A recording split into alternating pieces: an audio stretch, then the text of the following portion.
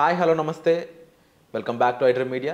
ఈరోజు మనతో ఉన్నారు డాక్టర్ నంది రామేశ్వరరావు గారు, CEO and founder of realtor oxygen, అలాగే బిజినెస్ అనలిస్ట్. సో ఈరోజు మనతో ముఖ్యంగా ట్రంప్ అప్డేట్స్ ఏ విధంగా ఉండబోతున్నాయి, అమెరికన్ గవర్నమెంట్ ఏ విధమైన సంచలనం సృష్టించబోతుంది, H1 బిల్ పరిస్థితి ఏంటి, ఈ విషయాలన్నీ కూడా తెలుసుకుందాం. Hi sir. హాయ్ సార్, గత 4 ఏళ్ళుగా చూసుకున్నట్లయితే అమెరికాలో జో బైడెన్ ప్రెసిడెంట్గా ఉన్నప్పుడు అంత వాలటాలిటీ కనిపించలేదు ప్రపంచం మొత్తం కానీ మార్కెట్లో కానీ ఎక్కడ చూసినా. బట్ ఎప్పుడైతే ట్రంప్ ఎలక్ట్ అయ్యాడని న్యూస్ రాగానే మార్కెట్లు సైతం వాలటాలిటీకి గురయ్యాయి. డిఫరెంట్ సిచ్యువేషన్స్ కనిపిస్తూ ఉన్నాయి. ఆయన ఇంకా సైన్ కూడా చేయలేదు. Jan 20th ఇప్పుడు ఆయన సైన్ చేసే ఛాన్స్ ఉంది.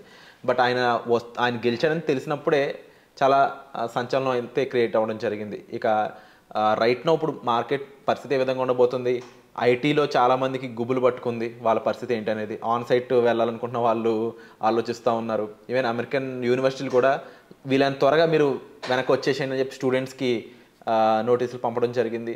H1ల పరిస్థితి, లాటరీ కూడా ఉంది మార్చిలో, H1ల పరిస్థితి ఏంటి, ఇలా ఎన్నో విషయాలు ఉన్నాయి. అంటే ఒకేసారి మీరు వీటన్నిటికీ ఆన్సర్ ఇవ్వాలిగా కోరుకుంటున్నాను. అది నువ్వు ట్రంప్లో జో బైడెన్ అడగాలి, నన్ను అడిగితే ఎట్లా బాబు? యాజ్ ఏ అనలిస్ట్గా మీరు చెప్పాల్సి ఉంటుంది. అనలిస్ట్గా మా ఒపీనియన్ మీరు షేర్ చేయగలం. అది కరెక్టా రాగానే మనకు తెలియదు. అయితే అమెరికాలో ఇప్పుడు కూడా 2 పార్టీలు, మళ్ళా 100 పార్టీలు ఉండవు. Republican or Democratic. Joe Biden, Kamala Harris Democratic. First హాఫ్లో వాళ్ళే వస్తారన్నారు.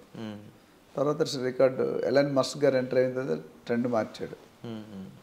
ట్రంప్ గారు ముఖ్యంగా గెలవడానికి ఒక నినాదంలో వచ్చాడు, ఇమ్మిగ్రేషన్ తగ్గించి టైట్ చేస్తాను, H1B వీసా ఏదైతే ఉందో అది టైట్ చేసి ఇల్లీగల్గా ఎంటర్ అయిన బయటికి తరిమేస్తాను.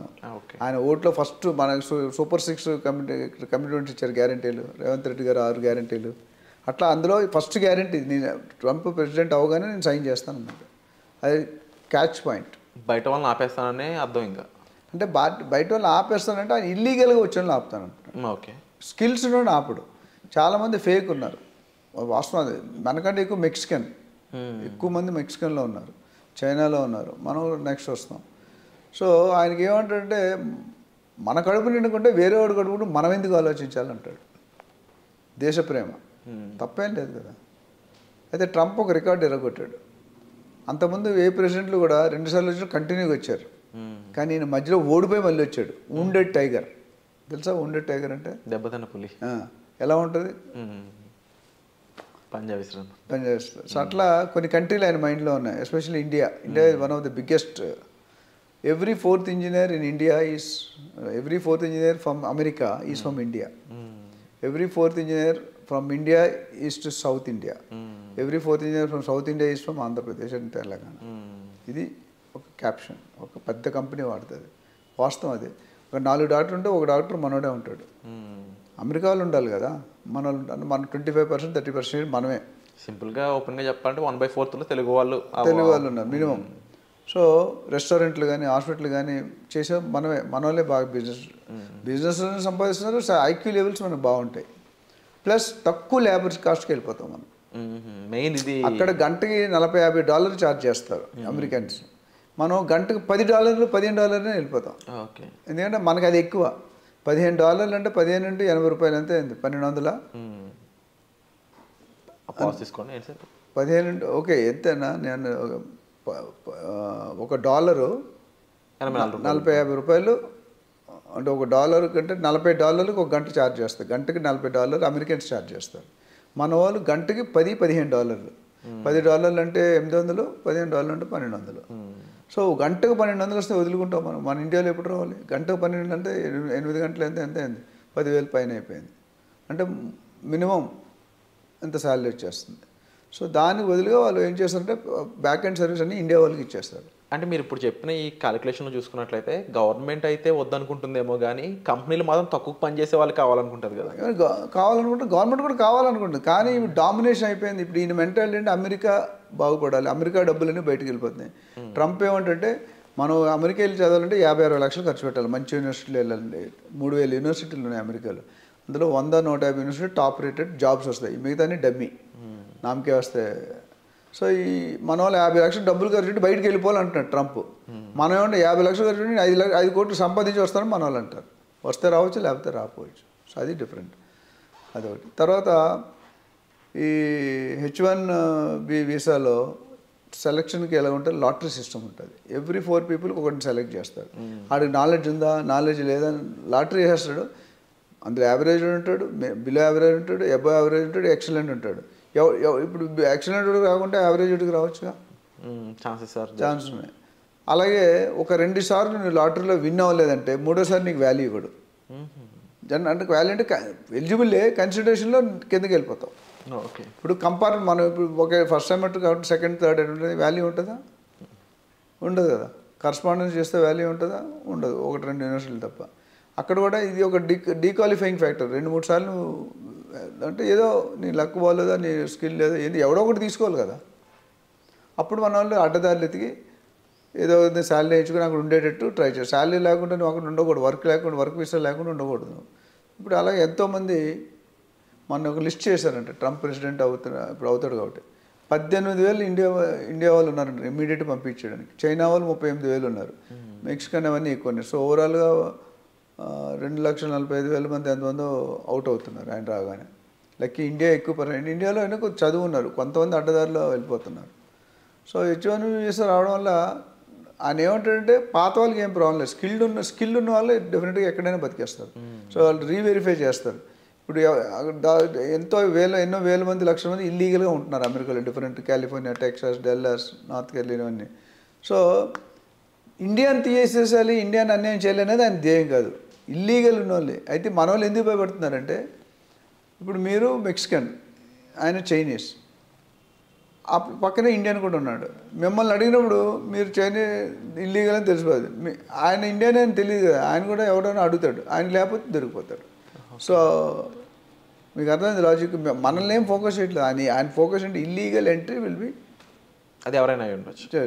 సో మనం ఆ రౌండ్ చెకింగ్లో మనం కూడా వస్తాం. ఇప్పుడు డ్రింకింగ్ అవుతుంది కదా, మనం తాగేవాడు కాబట్టి చెక్ చేస్తాడు వాడు, మనం తాగం కానీ చెక్ చేస్తాడు, తాగలేని తెలుస్తాడు, చెక్ చేసి తాగేయడం అయితే పట్టుకుంటాడు.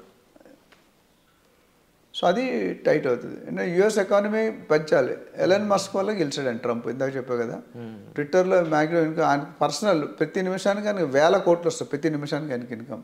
అలాంటి ఆయన క్యాంపెయిన్ చేశాడు 3 గంటలు 4 గంటలు. సో దానివల్ల ఈ ఫస్ట్ పాయింట్ ఇమిగ్రేషన్, ఇంక సెకండ్ చైల్డ్ బర్త్, ఇవన్నీ ఉన్నాయి. సో ట్రంప్ లేకపోతే గెలిచేవాడు కాదు అనేది ఒక నినాదం, ఫ్యాక్ట్ అదే. ట్విట్టర్ కొనేసి ట్విట్టర్ మొత్తం బంబార్డ్ చేశాడు.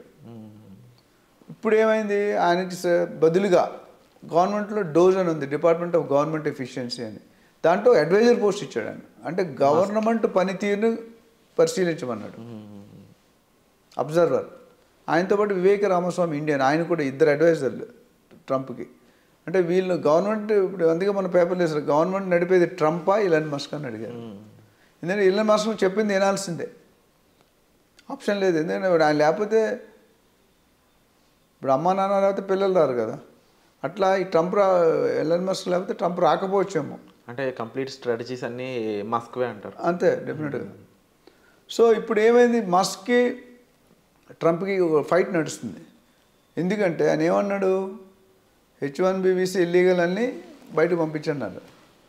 ఎలన్ మస్క్ ఉన్న కంపెనీలు మ్యాక్సిమం H1B వాళ్ళు ఉన్నారు, వాళ్ళందరూ వెళ్ళిపోతే ఈ కంపెనీ మూసుకోవాలి. సో ఆయన అపోజ్ చేస్తున్నాడు.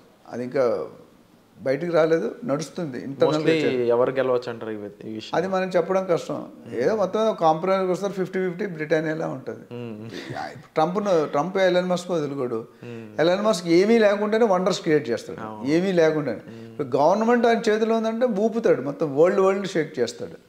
ఆయన అడుగు పెట్టాడంటే టెస్లా కంపెనీ ఎలా ఉంది, స్పేస్ ఎక్స్ కంపెనీ ఎట్లా ఉంది, ఇప్పుడు ఫోన్ లాంచ్ చేస్తున్నాడు, రాకెట్ లాంచ్ చేస్తున్నాడు, అన్నీ ఇంకా బయటికి రాలేదు పెద్దగా. 1 అవర్లో అమెరికా నుండి వస్తుంది ఇండియాకి, అది లేటెస్ట్. ఎంతవరకు కరెక్ట్ అంటే ట్రయల్స్ జరుగుతున్నాయి. సో అట్లా ఇవన్నీ పెట్టుకుని చూస్తే క్వాలిటీ లేనివాడికి, స్కిల్ లేనివాడికి, ప్రాపర్ సర్టిఫికేట్ లేనివాడు బయటకు వచ్చేస్తాడు. స్కిల్ ఉన్నవాడికి ఎటువంటి ప్రాబ్లం లేదు. అందుకనే వీసాలు జనవరి 19th లోపు వచ్చామని చెప్పారు కంపెనీలు. సెలవులకి వెళ్ళి డిసెంబర్ సెలవులకి వెళ్తారు. ఎందుకంటే 20th నుండి సైన్ చేసి ఏ రూల్ అయినా పెడతాడు, బయట రానివద్దంటాడు, కథం. ఒకసారి పోలాండ్ అని ఒక గవర్నమెంట్ ఉంది, చిన్న కంట్రీ పోలాండ్, మన ఇండియాలో 1/10 కూడా ఉండదు, యూరోపియన్ కంట్రీస్. పోలాండ్. అయితే ఆ ప్రెసిడెంట్ మారాడు, ప్రైమ్ మినిస్టర్ మారాడు, మిగతా ప్రెసిడెంట్ అని అంటారు, అకౌంటెంట్ పిలిచి అడిగాడు ఫైనాన్స్ మనం ఇవ్వాల్సిందంతా మనకు రావాల్సిందంత అని. మనం ఇవ్వాల్సింది ఎక్కువ ఉంది, రావాల్సింది 90%, రావాల్సింది 10%. ఇమీడియట్ స్టేట్మెంట్ ప్రైమ్ మినిస్టర్ మాకు ఇవ్వాల్సిన వాళ్ళు ఇవ్వద్దు, మేము ఇవ్వాల్సిన వాళ్ళు ఇవ్వని చెప్పాడంట. ఎన్ని జీవితాలు పోయాయి అక్కడ. అదేవిధంగా ట్రంప్ వచ్చి ఒక్కడిని కూడా లోనికి రానిది 28th అంటే కథం, ఇప్పుడు మొత్తం లైఫ్ ఇక్కడే. ఇప్పుడు వీసా ఇచ్చినప్పుడు ఇంటర్వ్యూ ఉంటుంది మీకు. ఏమడుగుతాడు, ఇప్పుడు కంగిస్తున్నాడు అంటే నువ్వు ఆల్రెడీ పెట్రోల్ పంపులో పనిచేస్తున్నావు కదా అని అది చేస్తున్నాడని నీకు తెలియదు, తెలియని కంగిస్తాడు అని ఇన్వాల్వ్ చేస్తాడు. నువ్వు ఆ పలానా పెట్రోల్ పంపులో చేస్తున్నావు కదా, లేదు సార్ అబద్ధాలు అక్కడ నీకు క్రెడిట్ కార్డ్ ట్రాన్సాక్షన్ అక్కడెందుకు, నువ్వు ఉండాల్సిన యూనివర్సిటీలో ఉండాలి, యూనివర్సిటీలో ఇక్కడెందుకు ఉన్నావు, ఆ విధంగా ప్రోబ్ చేసి పట్టుకుంటున్నారు. అడుగు బాధ ఆడేమంటాడు, నువ్వు చెప్పకపోతే నేను జైల్లో పెడతానంటాడు అని ఓకే సొంతం పెట్టి తీసేస్తున్నాడు. సో ఇవన్నీ టెక్నిక్స్, చెప్పిన బాధ చెప్పకపోయిన బాధ, అది ముందుకెళ్తూ పోయి ఆయనకు వస్తుంది. ఇక ఇవన్నీ చూసుకుంటే ఒక విధంగా మంచిదే, అంటే మంచి వాళ్ళు ఉండే. ఇప్పుడు అమెరికాలో ఏంటంటే క్వాలిటీ పీపుల్ తయారవుతారు. క్వాలిటీ, ఇప్పుడు అమెరికా ప్రాబ్లం ఏంటి, ఎవడు పడతాడు వచ్చి సంపాదిస్తున్నాడు ఒకటి. తర్వాత మన ఓన్ కొన్ని కేసులు మన ఓన్ ఇండియన్సే ఎగ్నెస్ట్ ఉన్నారు, మళ్ళీ ఇండియన్స్ కాంపిటీషన్. ఓహో, ఆబ్వియస్లీ కదా. ఇప్పుడు వాళ్ళు మంచిగా సెటిల్ అయ్యారు, వీళ్ళు వాళ్ళ శాలరీస్ ఎక్కువ ఉంటాయి, $3 lakh $4 lakh ఉంటాయి, వీళ్ళు మేబీ 50,000 నెలకు $5,000 $4,000 కూడా సెటిల్ అయిపోతారు. So employees and employed effect, ఇక్కడ ఇంట్లో స్విచ్ చేస్తే ఒకటే లైట్ వెళ్తుంది, వాటి లోనికి వెళ్ళగానే వీడు బయటకు వెళ్ళే ఛాన్సెస్ ఉన్నాయి. అంటే వెళ్ళిపోతాను కదా, పాసిబిలిటీస్ ఆర్ దేర్. ఇవన్నీ దృష్టిలో పెట్టుకుంటే డెఫినెట్గా there will be some threat. IT ఇండస్ట్రీస్కి కొద్దిగా ఇక్కట్లు ఉన్నాయి, అది చూడాలి. How will able to manage అనేది చూసుకోవాలి. సో వెళ్ళే కొద్ది ఫ్యూచర్ ఏ విధంగా ఉంటుంది, వీళ్ళు ఏ డెసిషన్ తీసుకుంటారని January 20th వరకు వేచి చూడాల్సిన అవసరం అయితే ఉంది. బట్ స్టిల్ దీనిపై మీకు మరింత గైడెన్స్ కావాలనుకున్నట్లయితే డిస్ప్లే అవుతున్న నెంబర్స్ కాల్ చేసి మీరు డాక్టర్ నంది రామేశ్వరరావు గారి యొక్క హెల్ప్ తీసుకోవచ్చు. అండ్ తప్పకుండా వీటిపై మరిన్ని అప్డేట్స్ మీకు కావాలి ఎపిసోడ్స్ రూపంలో అనుకున్నట్లయితే కామెంట్ సెక్షన్లో మీ ఒపీనియన్ మెన్షన్ చేయండి. అండ్ తప్పకుండా వీటిపై మరిన్ని ఎపిసోడ్స్ చేయడానికి మేము తప్పకుండా ట్రై చేస్తామండి. Thank you so much.